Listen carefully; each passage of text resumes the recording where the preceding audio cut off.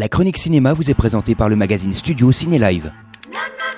Bonjour à toutes, bonjour à tous, bienvenue dans cette chronique cinéma qui, je l'espère, chaque semaine, vous donne envie de sortir et d'aller au cinéma. Alors sans perdre un instant, on va tout de suite je vais vous donner la réponse pour la citation de la semaine dernière. Souvenez-vous, mais qu'est-ce que je vais devenir ? Je suis ministre, je ne sais rien faire. Il s'agissait du film La Folie des Grandeurs, avec, comme je vous l'ai dit la semaine dernière, c'est un grand chanteur français, et également Louis de Funès qui jouait donc dans ce film La Folie des Grandeurs. Donc rendez-vous en fin de chronique pour une autre citation. Une fois de plus, je vais vous donner envie de sortir et d'aller au cinéma. Je vous parlerai donc cette semaine de Belle et Sébastien, de Vue sur mer, du tout nouveau film de Claude Lelouch 1+1 et également le tout nouveau film de Ron Howard, Au cœur de l'océan. On commence tout de suite avec la suite de Belle et Sébastien. Belle et Sébastien, l'aventure continue. C'est toujours tiré du roman de Cécile Aubry et également de la série télévisée. Cette fois, l'histoire se passe en septembre 1945, au village où on a fêté la fin de la guerre. Sébastien a grandi, il a maintenant 10 ans. Et Belle et lui, justement, attendent impatiemment le retour d'Angelina. Mais bien sûr, elle va avoir un accident d'avion. Rassurez-vous, je ne suis pas en train de spoiler, tout est dans la bande-annonce. L'accident d'avion a lieu en plein cœur des forêts transalpines. Tout le village a perdu espoir, tout le monde sauf César, le grand-père de Sébastien, qui justement connaît un homme, Pierre, qui pourrait peut-être les aider à la retrouver, mais avant de retrouver et de sauver cette jeune femme, l'enfant et son chien vont devoir braver 1001 dangers, traverser plus de 1000 épreuves, affronter un grand secret, et ce secret va changer la vie de Belle et Sébastien à tout jamais. Allez voir franchement ce très très beau film Belle et Sébastien, l'aventure continue. Cette fois, c'est réalisé par Christian Duguay. Christian Duguay, vous ne le connaissez peut-être pas, mais c'est lui qui a également entraîné les animaux pour jouer avec Guillaume Canet dans le film Japlou. Il s'agissait là de chevaux. Japlou était un film également dirigé par le Canadien, comme je vous le disais, Christian Duguay, et cette fois il succède à Nicolas Vanier pour ce deuxième opus. Et pourquoi un deuxième opus ? Tout simplement parce que le premier opus avait fait plus de 2,8 millions d'entrées rien qu'en France, et il a resté en tête du box-office en Italie, en France, en Belgique et même au Canada. Il fallait vraiment en faire un deuxième opus. Le film s'intitule Belle et Sébastien, l'aventure continue. Deuxième sélection cette semaine, Vue sur mer, réalisée par Angelina Jolie Pitt, puisque depuis qu'elle est mariée à Brad Pitt, elle a également pris son nom. Il y a donc Brad Pitt dans ce film, Angelina Jolie. Ce film se passe au milieu des années 70 et voyageant à travers le pays, Roland, un écrivain américain, et sa femme Vanessa arrivent dans une petite ville du sud. Le couple semble en crise, s'arrêtant de temps en temps. Ils se reprochent l'un et l'autre plusieurs choses. Vous allez le voir, c'est vraiment un film très très bien réalisé, très bien maîtrisé par Angelina Jolie, qui ne signe là bien sûr pas son premier film.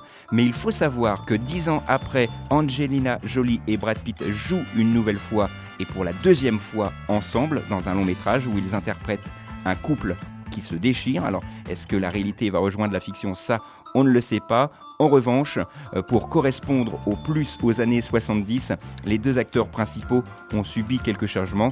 D'ailleurs, l'actrice a troqué ses cheveux bruns pour une perruque blonde et un maquillage plus prononcé. Quant à Brad Pitt, il a une coupe beaucoup plus rétro et des pattes qui lui donnent un petit peu un air rétro. Et comme ce film se passe en France, il fallait donc bien évidemment des acteurs français. Et il y a entre autres Mélanie Laurent, Richard Boringer et Nils Astrup dans ce fabuleux film réalisé par Angelina Jolie, et son titre, je vous le rappelle, Vue sur mer. Autre sélection, 1+1, le tout nouveau film de Claude Lelouch, après le film avec Eddie Mitchell et Johnny Hallyday. Là, dans ce film, on retrouvera pour la première fois Jean Dujardin aux côtés d'Elsa Zimmerstein. Jean Dujardin interprète ici un compositeur de musique de film. Il a du charme, il a du succès, il traverse la vie avec autant d'humour et de légèreté que possible. Mais lorsqu'il part en Inde travailler sur une version très originale de Roméo et Juliette, il tombe sur Anna, incarnée ici par Elsa Zimmerstein, une fille qui ne lui ressemble pour rien, mais il va être attiré par elle. Ce film a 3 personnages principaux, Jean Dujardin, Elsa Zimmerstein et l'Inde. Claude Lelouch filme comme jamais ce pays. Claude Lelouch le dit lui-même, c'est un road movie à travers l'Inde, une comédie initiatique centrée sur l'histoire d'un mec qui se fout de tout sauf d'une femme. C'est vraiment un film que je vous conseille, ça sort cette semaine. Je vous en rappelle une dernière fois le titre 1+1 et petite précision, pour une fois, toute la presse est unanime pour accorder vraiment une standing ovation à ce fabuleux film, et pour une fois que la presse le dit, puisqu'en général Claude Lelouch n'est pas très bien apprécié de mes camarades journalistes cinéma, c'est vraiment l'occasion de le souligner. Donc allez voir ce film 1+1 qui sort au cinéma cette semaine. Dernière sélection pour moi, Ron Howard fait son grand retour avec Au cœur de l'océan. Ce film se passe dans les années 1820. Un baleinier quitte la Nouvelle-Angleterre et met le cap sur le Pacifique. Il est alors attaqué par une baleine gigantesque. Je vous laisse imaginer la suite du scénario. C'est un film fantastique, un film d'aventure en même temps. L'histoire qui a inspiré Moby Dick, puisque ce film n'est autre que l'adaptation d'un roman In the Heart for the Sea, dirigé et redirigé par Nathaniel Philbrick.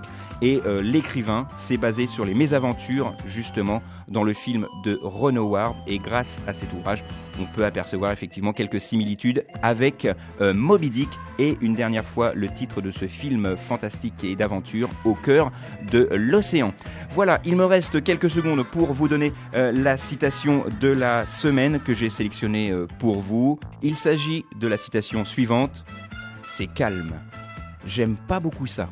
Je préfère quand c'est un peu trop plus moins calme. De quel film s'agit-il ? Oui, on voit un peu des têtes un peu différentes, mais c'est bien effectivement la phrase exacte qui est prononcée dans ce film. Donc réponse la semaine prochaine. Allez, petite idée, c'est un film d'Alain Chabat. Alors, j'ai parlé pour vous de cette semaine des films suivants: 1+1 de Monsieur Claude Lelouch, Au cœur de l'océan de Ron Howard, également Belle et Sébastien, l'aventure continue, et également le duo Brad Pitt-Angelina Jolie avec Vue sur mer. Voilà, c'est tout pour cette semaine. On se retrouve la semaine prochaine, même endroit, même heure. D'ici là, sortez, allez au ciné, et tant que vous êtes au ciné, au moins, vous n'êtes pas devant la télé. La chronique cinéma vous a été présentée par le magazine Studio Ciné Live. Studio Ciné Live, c'est chaque mois toute l'actualité du cinéma.